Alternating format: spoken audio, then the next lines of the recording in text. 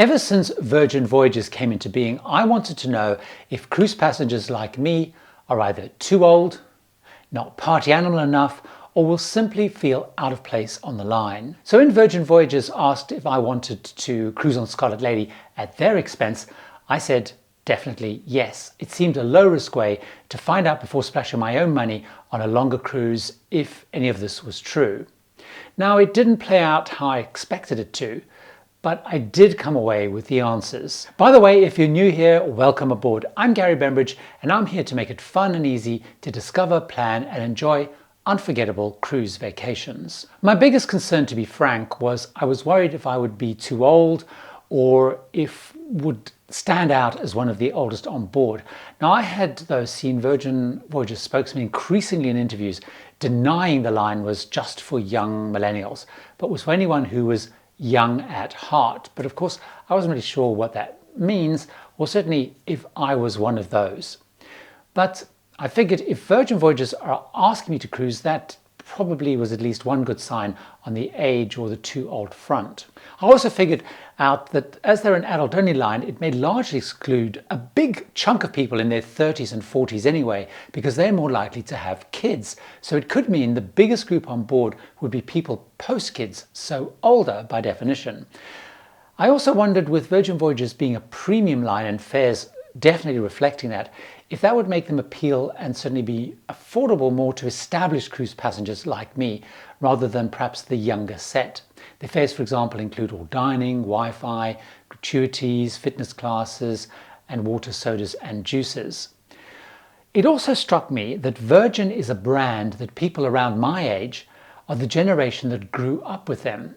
You know, we were young as Richard Branson emerged and took on established brands and kind of broke established rules. And we lapped all of that up. So I wondered, was it more likely that we would want to be there on their cruise line even more so than younger generations? With all that in mind, I boarded Scarlet Lady, and immediately my age fears were eased as I saw loads of people like me also boarding. I estimate by far most passengers on my cruise were in the late 40s to early 60s age range. Also, versus other lines I've been on recently anyway, the spread of age range appeared so much wider and the traveller mix more diverse. There was a fair smattering of people in their 20s and 30s. There was many LGBT couples and groups. There was lots of solo travellers.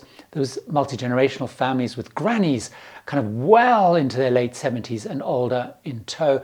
But the bulk of people on my cruise were couples in their 40s, 50s and into their 60s. So age-wise, I started to relax and settle in, knowing I was not out of place on Virgin Voyages by age alone. But I was still a little bit concerned by the young at heart emphasis they had been making. Were these all going to be party people? Would it be a constant party all over the ship all day? As I really am not a party beast. There are two things that stood out during my cruise on that front. First, while you can party if you want to, it did not define the ship nor the daily program. Virgin Voyages is not a party ship as such. Party events were there, but later in the evening. Instead of one or maybe two on other lines, there was some sort of themed party out on the pool deck most evenings, normally after 10 o'clock or 11 o'clock or even later. And then the Manor, the nightclub, opened way into the early hours as well. Now, before that, the evenings, just like on other ships, were really about dining and going to shows. The big change on Virgin Voyages, though, is how you dine. There is no main dining room. Instead, there are 9 dining venues to choose from, which are all included in the fare.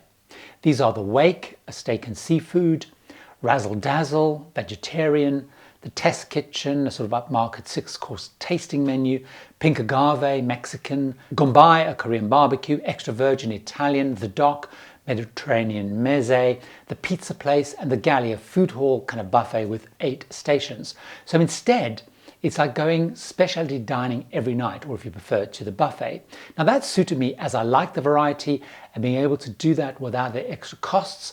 Plus, I found the food great. This approach added to the growing feeling of the line being for me, as they are catering for travelers like me that enjoyed varied cosmopolitan and international cuisine.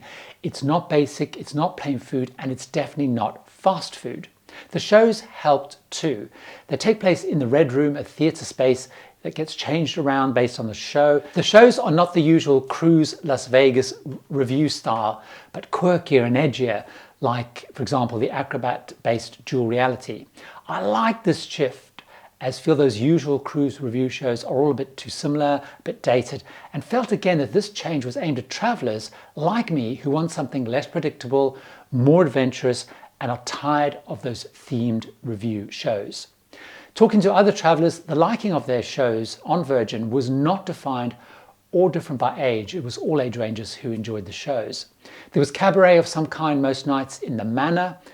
That was an option too. Some were classic kind of circus acts, others singers, but also some were much more edgy, like Never Sleep Alone, a sex and relationship therapist.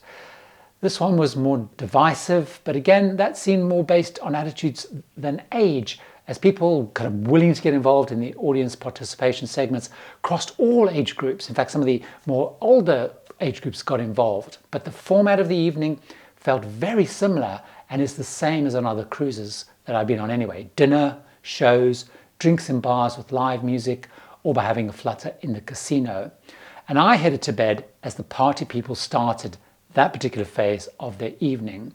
So I didn't feel out of place as a non-party person on the ship. The second thing I found was that most of the activities are centered around fitness and wellness, and there seems to be less for other interests. So did this make me feel the line was not catering as well here for me and travelers like me? There are many fitness facilities around the ship with inside and outside exercise spaces, a 250-meter long raised running track, basketball court and spa, of course. There's a pool area called the Aquatic Club with 2 pools, though these are not as large as on some similar sized ships and were not suitable or designed for exercising in practice. There were between 10 and 12 fitness classes every single day and 4 to 6 wellness seminars too.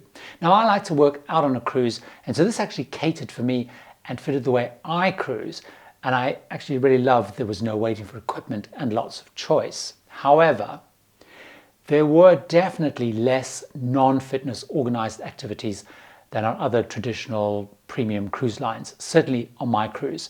There were some, but much less so. Now this didn't concern me because I don't normally take part in quizzes, craft, bingo, deck games, karaoke and so on. But for some I could see that was a real issue, and several people around my age that I spoke to said they missed not having more activities. It felt to me that Virgin Voyages expects the young at heart traveller. They talk about to have wellness and fitness as a much higher priority of things they want to do than other more traditional cruise entertainment. Now, this could well be right, because on my cruise, despite there being so many fitness classes, they were almost always fully booked, while things like the quizzes, the bingo and deck games were definitely much less well attended. So I kind of increasingly felt that while the line is not defined by age, it did seem it was much more designed for some travellers than for others. So while this area suited me and what I like to do on a cruise, I can see that this mix would not be for everybody. One big change for me versus other premium and those kind of established lines that I also didn't mind was there was no dress code. You could wear what you wanted, I guess, within reason. I like pretty much everybody dressed smart casual in the evenings, much as I would say when going out to a restaurant back at home. And it was really interesting seeing how people also followed that despite there being no code on the ship. Now this was true across all age groups. In fact, I'd actually say the younger crowd probably got more dressed up than kind of us older lot. So all of this brought me to a realization and a conclusion on my age and fitting in fears. Firstly, I should not have worried that my age would be against me on Virgin Voyages, and you should not worry about that. I do suspect they will, as with my cruise, attract a slightly younger average age than on those long-established premium lines. But we're not talking about decades younger. Fit, though, is really important. I felt it did, but others who really like a classic cruising experience and classic ships may not.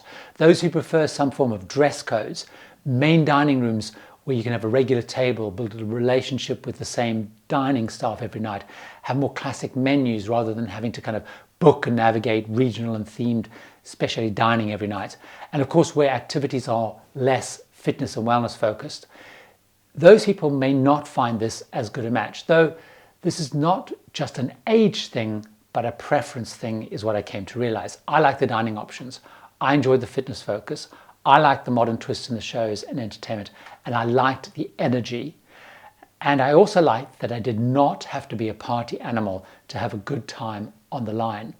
I'm not sure if all of that is what being young at heart is, but certainly if that is, it kind of worked for me. There were some things that did surprise me about Virgin Voyages, though, that I haven't spoken about here. So click and watch this video where I start by talking about something on the ship that threw me totally. See you over there.